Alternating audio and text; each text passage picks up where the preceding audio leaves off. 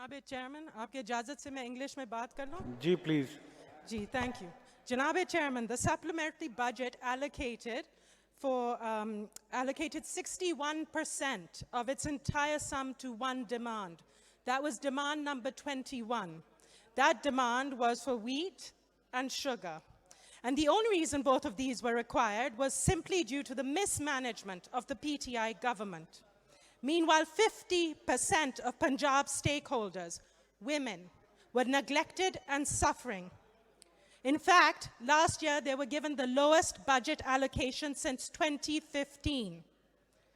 And the allocation given in this supplementary budget to wheat and sugar is a measly 0.29% of the entire allocation for women.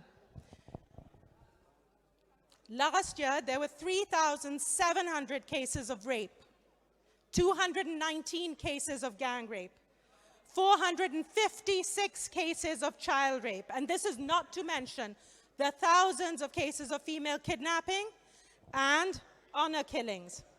Every day, we read or hear of another such brutal sexual crime. Please remember that these are just the tip of the iceberg. The majority are unreported. We learn of clerics, we learn of university students, professors, female, male, children. We learn of elderly women. We learn of those who are mentally and physically challenged in our society, all becoming victims. Janabe Chairman, these are people from all walks of life, men, women, children, all in different situations and circumstances. Not a single one of them, this is what they had in common, that not a single one of them earned or deserved to become a victim. The guilt of the crime lies solely with the perpetrator. If tomorrow I am robbed of my phone, it is not my fault that my phone attracted the thief. The fault is with the criminal who stole my phone.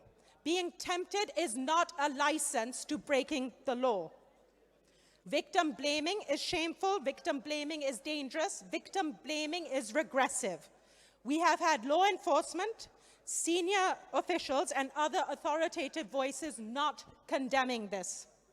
By not refuting, condemning and countering this victim blame, these senior members of our society who hold positions of great responsibility are allowing a dangerous narrative to become acceptable. This is not responsible and this is absolutely unacceptable. The state cannot validate a perpetrator. This narrative will and has permeated to our police and other segments of our society. Sadly, the result are the horrific numbers that we see today. What has led to this narrative?